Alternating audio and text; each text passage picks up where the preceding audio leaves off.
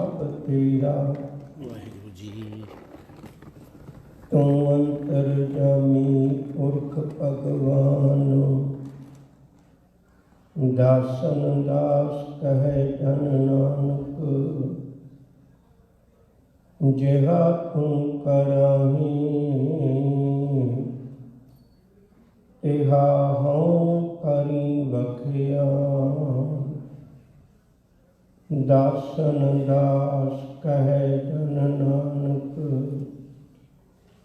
ਜਿਹਾ ਤੂੰ ਕਰਾਹੀ ਤਿਹਾ ਹਉ ਕਰੀ ਬਖਿਆ।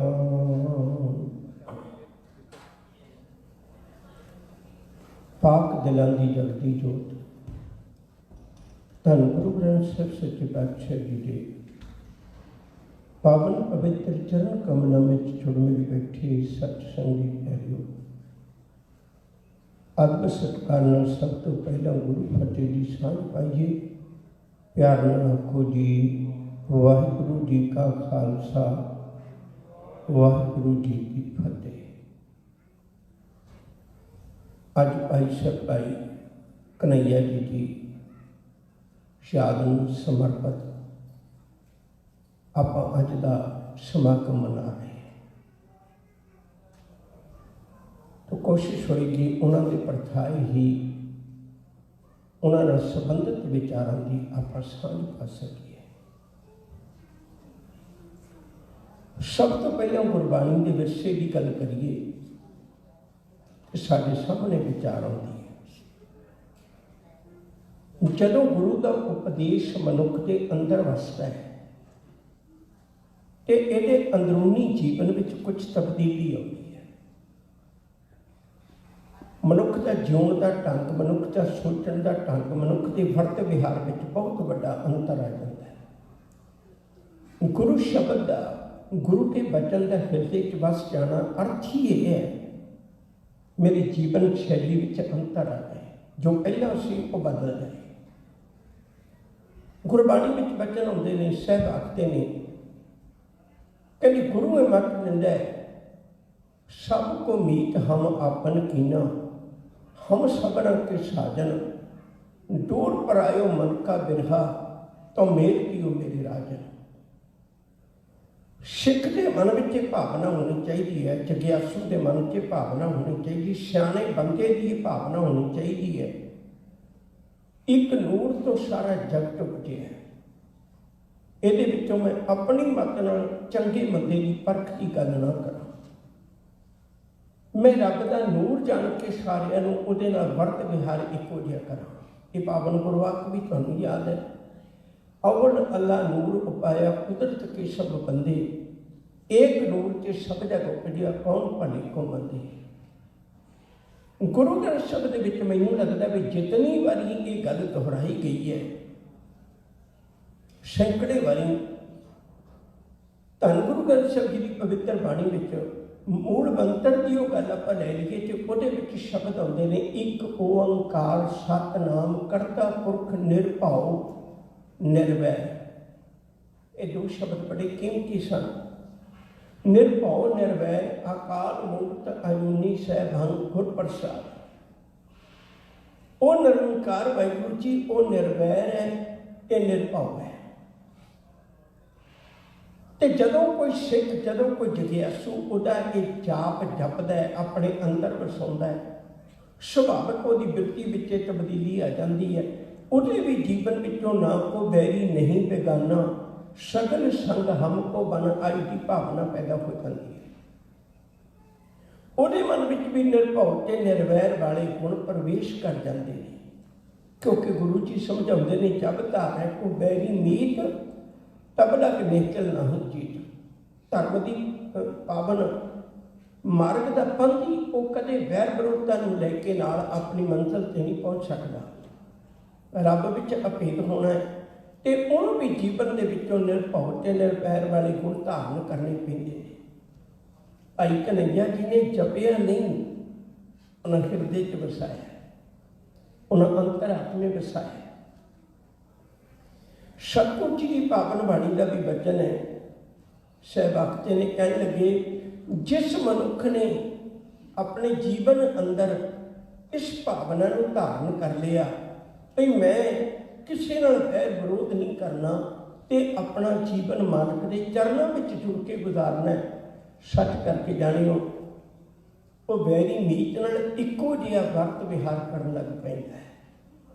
ऐसे बचनों की कमाई, ऐसे बचनों का साकार रूप, ऐसे बचनों की कीते हुए इतिहास के पन्नियां तो मिलती गवाही सानू एक बहुत वधिया मिसाल साडे सामने रखती है। इन शब्दों की कमाई करने वाले नूं भाई कन्हैया जी कहते हैं। एक विलक्षण मिसाल है साडे कोल दुनिया की। भाई कन्हैया जी का जन्म 1648 ਵਿੱਚ ਝਨਾਰ नदी के किनारे पाकिस्तान ਵਿੱਚ सोधरा नगर का नाम है। उस नगर ਵਿੱਚ इन्हां दा जन्म होया। माता का नाम माता सुंदरी है, पिता का नाम नथूमल जी है। ये बड़े अमीर सन,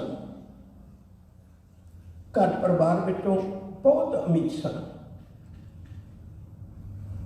शायद आपको पता है भी उस वेले 1648 के विच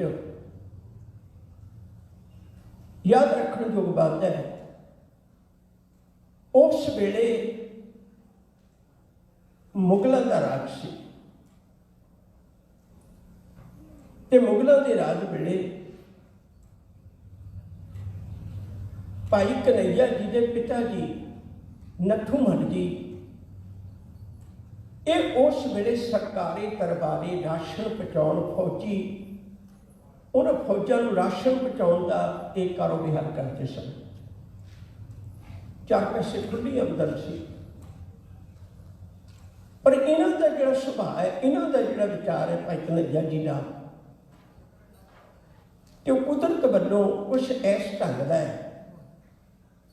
जदों अगे गए बड़े हुए तो इन्होंने जदों भी किसी दुखियारे को देखना तो मन में भावना आनी में इहदा दुख वधाना। ये कदे भी नहीं देखना भी किस जात का है, अमीर है, गरीब है, किवें दा है। उस समय एक रीत बड़ी प्रचलित सी। उन्होंने उस वेले बगारी जी रीत कहते सन।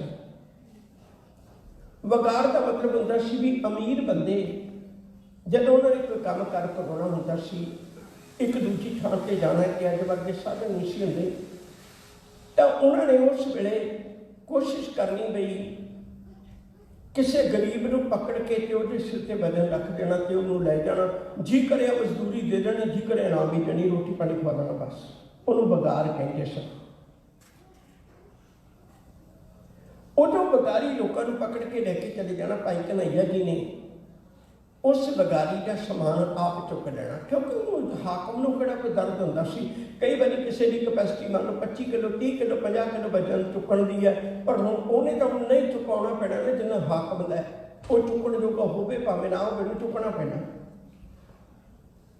भाई कन्हैया जी ने उसका समान भी चुक लेना, उन्होंने छड्ड आउणा ते अपने वालों पैसे भी उन्होंने लैके वो पूरे के पूरे दे देने। ये गल्लां कई बार उन्होंने घर परिवार तक पहुँचियाँ। तो पिता जी ने माँ ने कई बार कोल बैठा के उन्होंने गल्लां भी कीतियां, बेनतियां कीतियां। कहने लगे पुत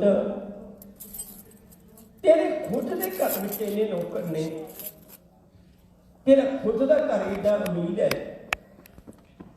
तो मैं हैरान है भी तू नौकरां वांगू काम करना, तू बगारियां वांगू काम करना, तेनों लगता नहीं कि साडे घर की कितनी बदनामी होंदी है। ये तो कमलियां वाले काम ने जिहड़े तू करना।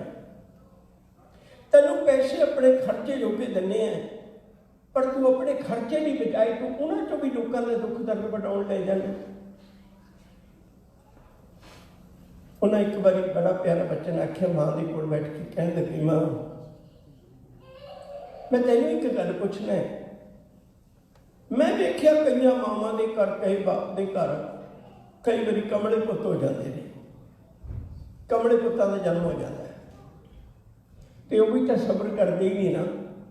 तू ये सोच ले भी तेरी कुख तो एक कमले पुत का जन्म हो गया सी, मैं मां तेनों कोई इहो जिहा उलामा ते नहीं ना लिया के दिंदा, मैं लोगों की मदद ही करता, उत्थे कुछ नहीं करता, कोई चोरी का कोई गलत तरीके का मैं कोई गुलामा ते नहीं ना दिंदा। माता पिता ने सबर कर लिया, जिंदगी ने अगलेरे कदम पुट्टे, भाई नत्थू मल जी की मौत हो गई। पिता बड़ा कारोबार अपने आप में सामना पिया भाई कन्हैया जी को, शाही फौजा को राशन पहुँचाना इन्हों का कारोबार से, ये भी पहुँचाने लग पे। गुरु घर का एक सिख भाई मनी सिंह के परिवार विचों ये भाई ननुआ जी, भाई ननुआ जी वो उस वेले वो भी सरकारी राशन दिया करते सन, तो कुदरती इको जे किटिया वाले नेड़ता हो जाती, व्यापारी लोग सन, उन्होंने नेड़ता होगी तो विचार सांझ होगी विचारों की।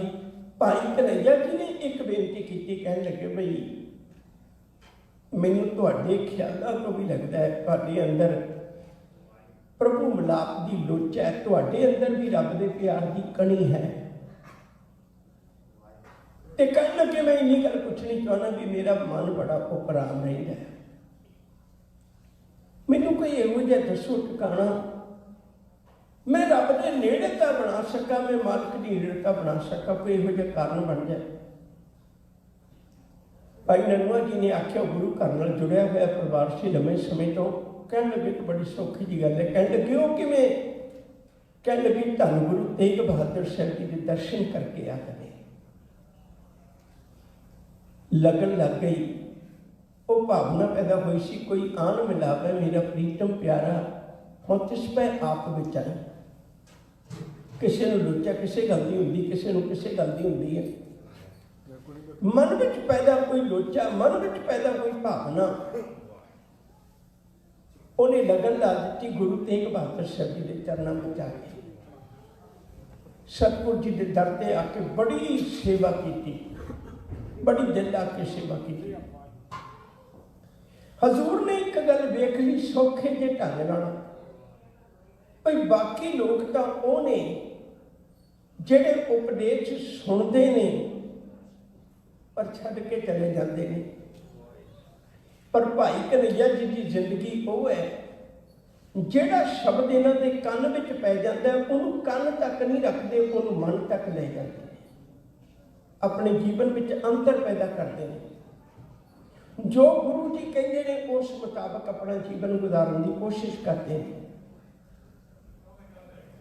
ਜਿਹੜੇ ਇਹੋ ਜਿਹੇ प्रमुख सेवक होंगे सन जिन्हों के जीवन विचों कुर्बानी का असर प्रगट होंदा सी, सतगुरु उन्होंने बहुता चिर अपने कोल नहीं सी रखते, समाज की सेवा भेज दिया करते सन। हजूर गुरु तेग बहादुर साहब सच्चे पातशाह जी ने भी उन्होंने भेज दिता, कह लगे तुसीं प्रचार करो, बाहर जाके प्रचार करो, लोगों को रब्बी राह दसो, तुहाडा जीवन कमाया होया। भाई कन्हैया जी गुरु तेग बहादुर साहब जी को बदेगी लेके तुरे जा रहे हैं, अटक के किनारे, अटक दरिया का नाम, अटक के किनारे अटक तो कुछ दूरी के उत्ते एक नगर का नाम है कवाह, उस कवाह पिंड में जाके इन्होंने प्यास लगी, प्यास लगी तो पिंड विचों पानी मंगया। अगे तो लोग बड़े धर्मी सन, पानी पिलाने बड़ा बड़ा पुण्य करना समझते सन, तो एक घर चो पानी मंगया नहीं मिलया, दूजे घर चो पानी मंगया नहीं मिलया, तीजे घर चो पानी मंगया। उन्हें आख्या, कह लगे जवाना तेन पानी इवें नहीं मिलना, औखा मिलना। कह लगे क्यों? कह लगे इस इलाके च पानी की बड़ी बड़ी किल्लत है, इतनी बड़ी बड़ी मुश्किल है, इतने पानी लोग बड़ा संभल के वरतते हैं, दूरों पानी लेके आना पैंदा है, इसलिए ਭਾਈ ਕਨ੍ਹਈਆ ਜੀ ਦੇ ਮਨ ਵਿੱਚ ਲੱਗਣ ਲੱਗੀ ਬਈ ਇੱਕ ਰਾਖੀ ਪਰਦੇਸੀ ਨੂੰ ਪਾਣੀ ਨਹੀਂ ਮਿਲ ਸਕਿਆ ਕਿ ਲੋਕ ਬੜੇ ਤੰਗ ਹੁੰਦੇ ਹੋਣਗੇ। ਮੈਂ ਤੇ ਗੁਰੂ ਦੀ ਗੱਲ ਕਰ ਲਈ, ਮੈਂ ਤੇ ਸੇਵਾ ਕਰ ਲਈ, ਮੈਨੂੰ ਕਿਸੇ ਥਾਂ ਨਾਲ ਕੀ ਪਕੜ। ਉੱਥੇ ਹੀ ਰੁਕ ਗਏ। ਹਰ ਰੋਜ਼ ਦੇ ਕਰਮ ਬਣਾ ਲਿਆ। ਜਿੱਥੋਂ ਦੂਰੋਂ ਪਾਣੀ ਆਉਂਦਾ ਸੀ ਉੱਥੋਂ ਕਦੇ 2 ਕਦੇ 3 ਘੜੇ ਚੁੱਕ ਕੇ ਲਿਆ ਕੇ ਰਸਤੇ 'ਚ ਬੈਠ ਜਾਣਾ। ਆਏ ਗਏ ਪਰਦੇਸੀਆਂ ਨੂੰ ਪਾਣੀ ਪਿਲਾਉਣ ਲੱਗ ਪਏ। ਹੌਲੀ ਹੌਲੀ ਇੱਕ ਵਕਤ ਆਇਆ, ਸਵੇਰ ਤੋਂ ਸ਼ਾਮ ਤੱਕ ਪਾਣੀ ਢੋਈ ਜਾਣਾ। ਬਹੁਤਾਤ ਸਾਰੀ ਦਿਹਾੜੀ ਕੜੇ ਭਰ ਕੇ ਲਿਆ ਕੇ ਰੱਖੀ ਜਾਣੇ। ਆਖਰ ਸਮਾਂ ਆਇਆ, ਉਸੇ ਹੀ ਥਾਂ ਦੇ ਉੱਤੇ ਪੂਰਾ ਟਿਕਾਣਾ ਕਰਕੇ ਆਪਣਾ ਤੇ ਉੱਥੇ ਗੁਰਮਤਿ ਪ੍ਰਚਾਰ ਕਰਨਾ, ਸਿੱਖ ਸੰਗਤਾਂ ਨੂੰ ਰੱਬ ਦੀਆਂ ਗੱਲਾਂ ਸੁਣਾਉਣੀਆਂ, ਇਹ ਸ਼ੁਰੂ ਕਰ ਦਿੱਤਾ। ਸਾਰੇ ਇਲਾਕੇ ਵਿੱਚ ਇਸ ਗੱਲ ਦੀ ਵਿਚਾਰ ਕੋਈ ਵੀ ਹੋਵੇ। ਦੇਖੋ, ਫੁੱਲ ਦੀ ਕੋਈ ਜ਼ਾਤ ਬਰਾਦਰੀ ਥੋੜ੍ਹਾ ਹੁੰਦੀ ਹੈ। ਫੁੱਲ ਦੀ ਖੁਸ਼ਬੂ ਜਿੱਥੇ ਵੀ ਹੋਵੇ ਹਰ ਬੰਦਾ ਪ੍ਰਭਾਵਿਤ ਹੁੰਦਾ ਹੈ। ਗੁਣ ਹਮੇਸ਼ਾ ਪ੍ਰਭਾਵਿਤ ਕਰਦੇ ਨੇ। ਉਹਨਾਂ ਦੇ ਗੁਣਾਂ ਦੀ ਚਰਚਾ ਫੈਲੀ, ਸਾਰੇ ਇਲਾਕੇ ਦੇ ਲੋਕ ਪ੍ਰਭਾਵਿਤ ਹੋਏ। ਕੁਦਰਤ ਵੱਲੋਂ ਸਮਾਂ ਆਇਆ, ਧੰਨ ਗੁਰੂ ਤੇਗ ਬਹਾਦਰ ਸਾਹਿਬ ਸੱਚੇ ਪਾਤਸ਼ਾਹ ਦੀ ਸ਼ਹਾਦਤ ਹੋਈ। ਜਦੋਂ ਗੁਰੂ ਤੇਗ ਬਹਾਦਰ ਸਾਹਿਬ ਦੀ ਸ਼ਹਾਦਤ ਹੋਈ ਤਾਂ ਉਸ ਤੋਂ ਬਾਅਦ ਗੁਰੂ ਗੋਬਿੰਦ ਸਿੰਘ ਸੱਚੇ ਪਾਤਸ਼ਾਹ ਜੀ ਗੁਰਗੱਦੀ 'ਤੇ ਬੈਠੇ। ਗੁਰੂ ਗੋਬਿੰਦ ਸਿੰਘ ਜੀ ਗੁਰਗੱਦੀ 'ਤੇ ਬੈਠਣ ਦੇ ਨਾਲ ਭਾਈ ਕਨ੍ਹਈਆ ਜੀ ਦੇ ਮਨ ਵਿੱਚ ਵਿਚਾਰ ਬਣੀ, ਮੈਂ ਗੁਰੂ ਦੇ ਦੀਦਾਰ ਕਰਕੇ ਆਵਾਂ, ਗੁਰੂ ਦੇ ਦਰਸ਼ਨ ਕਰਕੇ ਆਵਾਂ, ਗੁਰੂ ਜੀ ਦੇ ਚਰਨਾਂ ਵਿੱਚ ਜਾ ਕੇ ਆਵਾਂ। ਕਵਾਂ ਨੂੰ ਛੱਡ ਕੇ ਉਸ ਇਲਾਕੇ ਵਿੱਚ ਪੈਦਾ ਹੋਏ ਸੇਵਾਦਾਰਾਂ ਦੇ ਹਵਾਲੇ ਕਰਕੇ ਤੇ ਆਪ ਵਾਪਸ ਗੁਰੂ ਗੋਬਿੰਦ ਸਿੰਘ ਸਾਹਿਬ ਸੱਚੇ ਪਾਤਸ਼ਾਹ ਦੇ ਚਰਨਾਂ ਵਿੱਚ ਆ ਗਏ। ਹੁਣ ਇੱਥੇ ਰਹਿ ਕੇ ਹੀ ਸੇਵਾ ਕਰਨ ਲੱਗ ਪਏ। ਮੇਰਾ ਸਮਾਂ ਸੇਵਾ ਕਰਦੇ ਹੋਇਆ ਬਹੁਤ ਵਾਰੀ ਸਿੱਖ ਸੰਗਤਾਂ ਨੇ, ਗੁਰਮੁਖ ਪਿਆਰਿਆਂ ਨੇ ਕਈ ਗੱਲਾਂ ਪੁੱਛੀਆਂ ਵੀ ਪੁੱਛਣੀਆਂ ਤੇ ਬੜੇ ਪਿਆਰ ਨਾਲ ਜਵਾਬ ਦੇਣੇ ਉਹਨਾਂ ਨੇ। ਗੁਰੂ ਕੀ ਬਾਣੀ ਨੂੰ ਕਮਾਉਣਾ, ਗੁਰੂ ਦੇ ਬਚਨਾਂ ਨੂੰ ਕਮਾਉਣਾ, ਇਹ ਨਿੱਤ ਦਾ ਕਰਮ ਬਣਾ ਲਿਆ। 1 2 4 ਮੈਂ ਗੱਲਾਂ ਤੁਹਾਡੇ ਨਾਲ ਸਾਂਝੀਆਂ ਕਰਾਂ ਤੇ ਫਿਰ ਆਪਾਂ ਅੱਗੇ ਗੱਲ ਤੋਰਾਂਗੇ। ਕਿਸੇ ਨੇ ਇੱਕ ਵਾਰੀ ਕਹਿਣ ਲੱਗੇ, ਭਾਈ ਸਾਹਿਬ ਘਰ ਗ੍ਰਸਤੀ ਵਿੱਚ ਰਹਿ ਕੇ ਬੰਦਾ ਆਪਣੇ ਝਮੇਲਿਆਂ 'ਚ ਫਸਿਆ ਰਹਿੰਦਾ ਹੈ ਤੇ ਰੱਬੀ ਰਾਹ ਤੇ ਤੁਰਨਾ ਉਹਦੇ ਲਈ ਔਖਾ ਹੁੰਦਾ। ਕਿੰਨਾ ਚੰਗਾ ਹੋਵੇ ਕਿਤੇ ਨਿਕਲਾ ਜਾ ਇਹਨਾਂ ਝਮੇਲਿਆਂ ਤੋਂ ਮੁੱਖ ਚੁੱਕ ਕੇ ਰੱਬੀ ਰਾਹ ਨੂੰ ਅਪਣਾਵੇ। ਭਾਈ ਸਾਹਿਬ ਨੇ ਬੜੇ ਗਜ਼ਬ ਦਾ ਜਵਾਬ ਦਿੱਤਾ ਸੀ। ਭਾਈ ਕਨ੍ਹਈਆ ਜੀ ਨੇ, ਯਾਦ ਰੱਖਿਓ ਜੀ, ਸ਼ਾਇਦ ਹੁਣ ਤਾਂ ਬਹੁਤ ਕੁਝ ਬਦਲ ਗਿਆ ਸਾਡੀ ਜ਼ਿੰਦਗੀ ਦਾ। ਉਹਨਾਂ ਸਮਿਆਂ ਦੇ ਵਿੱਚ ਜਿਹੜਾ ਸੁਨਿਆਰਾ ਹੁੰਦਾ ਸੀ ਨਾ, ਉਹ ਕਈ ਵਾਰੀ ਆਪਣੀ ਜਿਹੜੀ ਸਾਰੀ ਦਿਹਾੜੀ ਦੀ ਰਾਖ ਹੈ, ਸੁਆਹ ਹੈ, ਉਹ ਬਾਹਰ ਰੱਖ ਕੇ ਕਰਦਾ ਸੀ। ਲੋਕ ਉਹਦੀ ਸੁਆਹ ਨੂੰ ਵੀ ਲੈ ਜਾਂਦੇ ਨੇ। ਇਹ ਆਮ ਜੀ ਕਹਾਵਤ ਹੈ, ਤੁਸੀਂ ਬਹੁਤ ਵਾਰੀ ਦੇਖਿਆ ਹੋਵੇਗਾ। ਬਾਕੀ ਸਭਨਾਂ ਦੇ ਘਰਾਂ 'ਚ ਝਾੜੂ ਜਿਹੜਾ ਹੈ ਉਹ ਦਰਵਾਜ਼ੇ, ਘਰ ਤੋਂ ਲੈ ਕੇ ਦਰਵਾਜ਼ੇ ਤੱਕ ਨੂੰ ਮਾਰਿਆ ਜਾਂਦਾ ਹੈ। ਇਕੱਲਾ ਇੱਕ ਸੁਨਿਆਰਾ ਹੁੰਦਾ ਹੈ ਜਿਹਦੇ ਘਰ ਦੇ ਵਿੱਚ ਝਾੜੂ, ਜਿਹਦੀ ਦੁਕਾਨ 'ਤੇ ਝਾੜੂ ਦਰਵਾਜ਼ੇ ਤੋਂ ਲੈ ਕੇ ਅੰਦਰ ਤੱਕ ਨੂੰ ਮਾਰਿਆ ਜਾਂਦਾ। ਆਮ ਘਰਾਂ 'ਚ ਝਾੜੂ ਜਿਹੜਾ ਘਰ ਤੋਂ ਬਾਹਰ ਨੂੰ ਮਾਰਿਆ ਜਾਂਦਾ ਹੈ, ਪਰ ਸੁਨਿਆਰੇ ਦੀ ਇਕੱਲੀ ਦੁਕਾਨ ਹੈ ਜਿਹਦੇ ਦਰ ਦਾ ਝਾੜੂ ਜਿਹੜਾ ਉਹ ਬੂਹੇ ਤੋਂ ਲੈ ਕੇ ਘਰ ਵਿੱਚ ਨੂੰ ਮਾਰਿਆ ਜਾਂਦਾ ਤਾਂ ਕਿ ਇਹਦੇ ਰਾਖ, ਇਹਦੀ ਮਿੱਟੀ ਵਿੱਚ ਗਿਰੇ ਹੋਏ ਉਹ ਸੋਨੇ ਦੇ ਕਿਣਕੇ ਵੀ ਕੰਮ ਆ ਸਕਣ। ਗਰੀਬ ਲੋਕ ਉਹ ਡਹਿ ਜਾਂਦੇ ਸਨ। ਭਾਈ ਕਨ੍ਹਈਆ ਜੀ ਨੇ ਜਵਾਬ ਦਿੱਤਾ, ਕਹਿਣ ਲੱਗੇ ਜੇ ਸੁਨਿਆਰੇ ਦੀ ਰਾਖ ਵਾਂਗੂ ਸਿੱਟ ਦੇਈਏ ਤਾਂ ਰਾਖ ਵੀ ਹੋ ਸਕਦੀ ਹੈ, ਵਿੱਚ ਸੋਨਾ ਵੀ ਤਾਂ ਚਲੇ ਜਾਣਾ ਨਾ। ਕਹਿਣ ਲੱਗੇ, ਭਲਿਓ ਜੇ ਬੰਦਾ ਘਰ ਗ੍ਰਸਤੀ, ਘਰ ਪਰਿਵਾਰ, ਸੰਸਾਰ ਨੂੰ ਛੱਡ ਕੇ ਕਿਨਾਰਾ ਕਰ ਲਵੇ, ਉਹ ਝਮੇਲਿਆਂ ਤੋਂ ਕਿਨਾਰਾ ਨਹੀਂ ਕਰ ਰਿਹਾ, ਉਹ ਚੰਗੇ ਲੋਕਾਂ ਤੋਂ ਵੀ ਤਾਂ ਕਿਨਾਰਾ ਹੋ ਜਾਣਾ। ਚੰਗੇ ਲੋਕ ਵੀ ਤਾਂ ਵਸਦੇ ਨੇ ਸੰਸਾਰ 'ਚ, ਉਹਨਾਂ ਨਾਲ ਜਿਹੜੇ ਗੁਣਾਂ ਦੀ ਸਾਂਝ ਪਾਉਣੀ ਹੈ ਉਹ ਤੇ ਰਹਿ ਜਾਣੀ ਹੈ ਨਾ ਫਿਰ ਵਿੱਚੇ।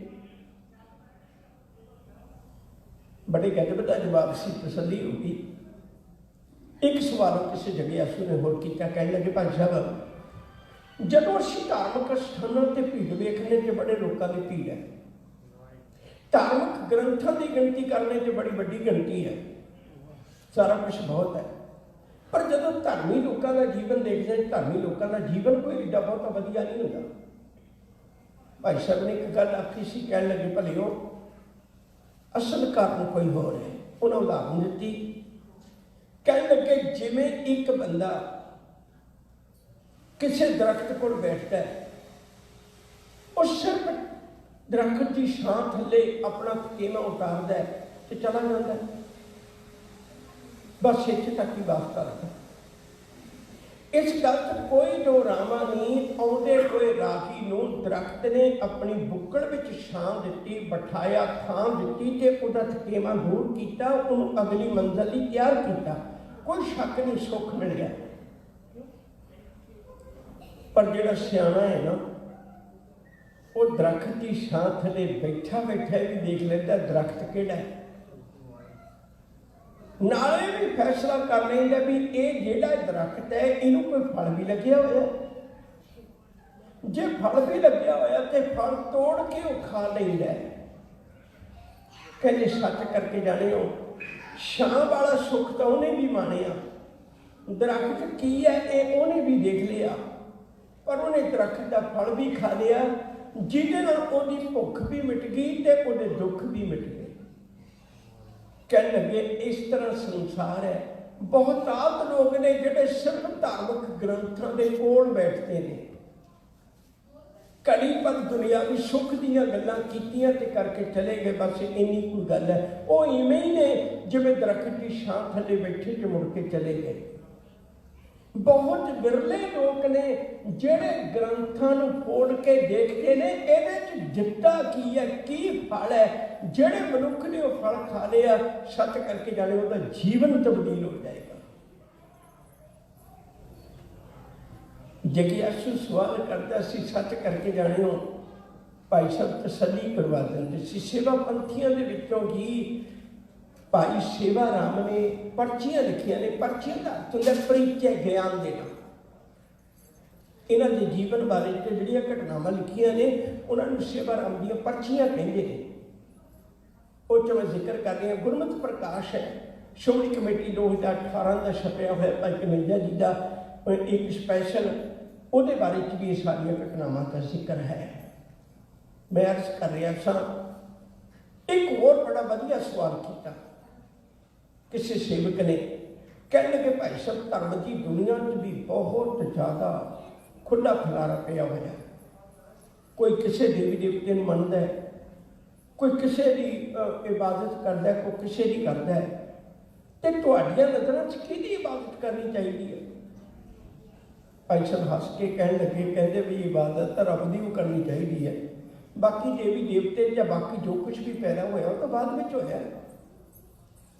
कह लगे किवें हो सकता है? भाई साहब ने एक बड़ा वधिया जवाब दिता सी।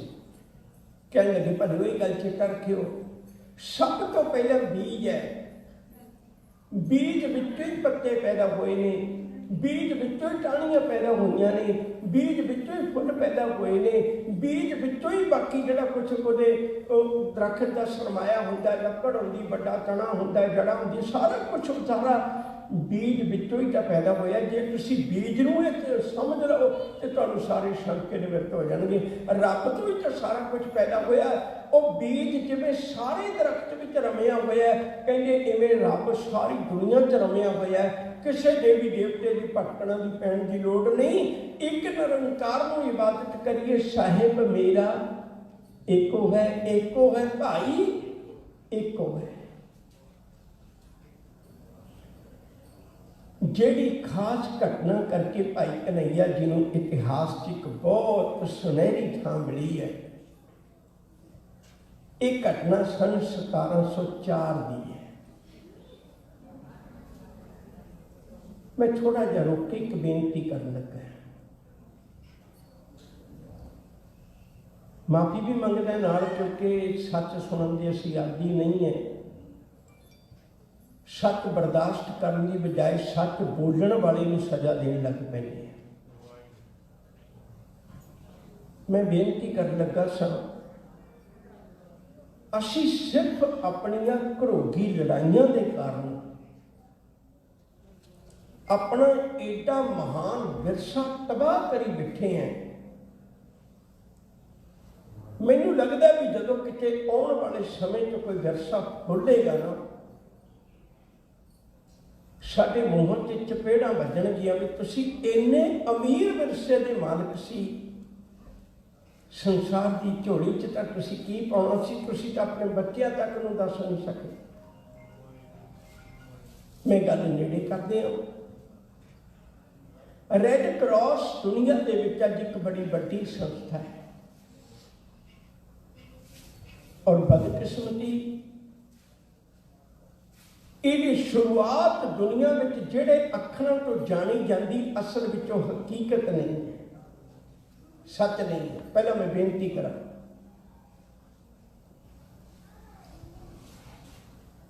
ਇਸ ਘਟਨਾ ਦੇ ਨਾਲ ਸੰਬੰਧਿਤ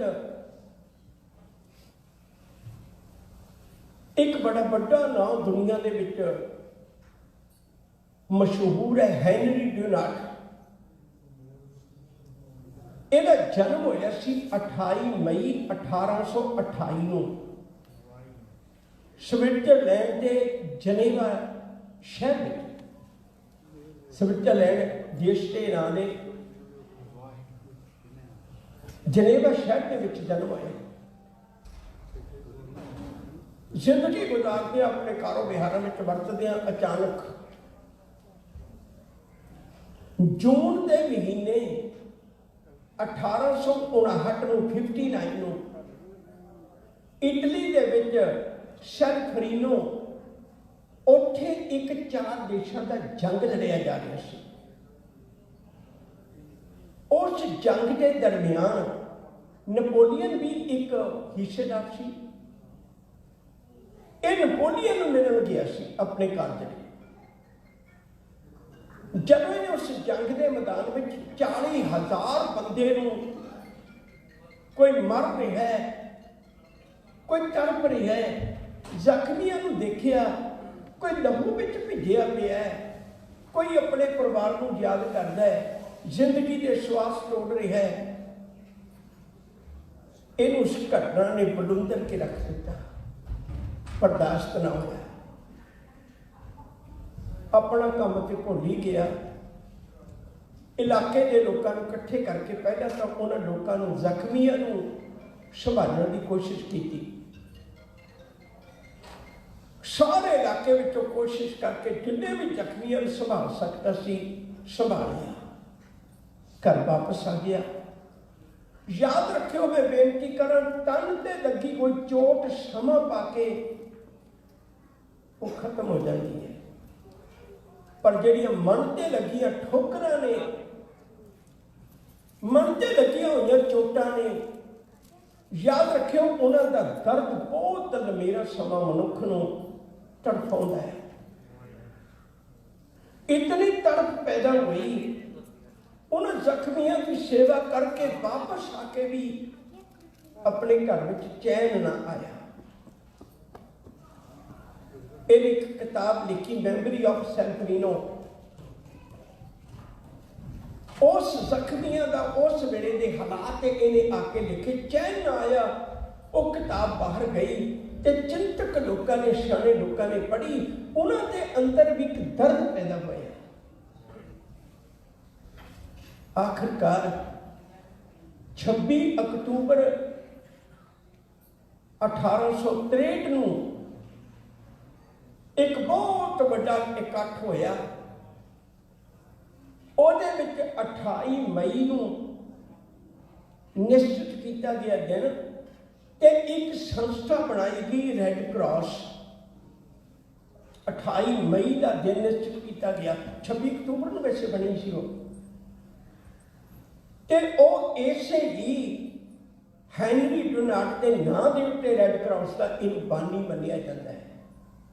ਔਰ ਯਾਦ ਰੱਖਿਓ, ਜਿਹੜਾ ਨੋਬਲ ਪ੍ਰਾਈਜ਼ ਪੀਸ ਲਈ ਦਿੱਤਾ ਜਾਂਦਾ ਹੈ, ਸ਼ਾਂਤੀ ਲਈ ਦਿੱਤਾ ਜਾਂਦਾ ਹੈ, ਉਹ ਨੋਬਲ ਪ੍ਰਾਈਜ਼ ਜਿਹੜਾ ਪਹਿਲੀ ਵਾਰੀ ਦਿੱਤਾ ਗਿਆ ਸੀ, ਪਹਿਲਾ ਨੋਬਲ ਪ੍ਰਾਈਜ਼ ਦਿੱਤਾ ਗਿਆ ਸੀ, ਉਹ ਇਸੇ ਹੈਨਰੀ ਡੁਨਾਟ ਨੂੰ ਦਿੱਤਾ ਸੀ। ਇਹ 1901 ਵਿੱਚ ਦਿੱਤਾ ਗਿਆ ਸੀ। 1910 ਵਿੱਚ ਇਹਦੀ ਡੈਥ ਹੋ ਗਈ ਸੀ ਹੈਨਰੀ ਦੀ। ਇਹ ਸੰਸਥਾ ਅੱਜ ਰੈੱਡ ਕਰਾਸ ਕਿੰਨੀ ਦੁਨੀਆ ਦੇ ਦੇਸ਼ਾਂ ਵਿੱਚ ਆਪਣਾ ਨਾਮਣਾ ਖੱਟ ਰਹੀ ਹੈ। और याद रखियो ये तो कितना चिर मगरों पैदा हुई। अगर मेरे को इन्ना वक्त नहीं, मैं पिछले दिनों तुहाडे नाल साझ पाउंदा रहा। दुनिया की पहली नर्स फ्लोरेंस नाइटिंगेल इंग्लैंड की बहुत अमीर घराने जम्मी सी। वह भी जख्मियों को देख के कुरला उठी सी। मैनूं माफ करियो मैं शब्द वरतन लगे। उन्होंने समय के नर्स का काम एक बेसवा करिया करती सी, जिहड़ी ओल्ड एज हो बिल्ड हो जाती सी, फिर उन्होंने इस पासे ला देंगे सी, क्योंकि उन्होंने बीमार के हरेक कपड़ा बदलने च कोई संकोच नहीं सी लगता। जदों वो इंग्लैंड की नाइटिंगेल उदों नर्स बनी तो बड़ी मापिया की तड़क पैदा हुई। सारे उहदे चंगे बंदियां ने उन्हें समझाया, उहदे दिल का दर्द ही कोई सी मेरे को बर्दाश्त नहीं होता। और याद रखियो उन्होंने लैंप लेडी भी कहा जाता है, नैट से पाके तुसीं खोल के देख सकते हो। उन्होंने लैंप लेडी भी कहा जाता है। दिन के चानण में भी वो सेवा करके नहीं सी थकदी, और रात को रात के खनेरिया भी लैंप लेके रोके होंगे, मूँह च दवाइयां पाउंदी सी, पानी दियां पुट्ठा पाउंदी होंदी सी।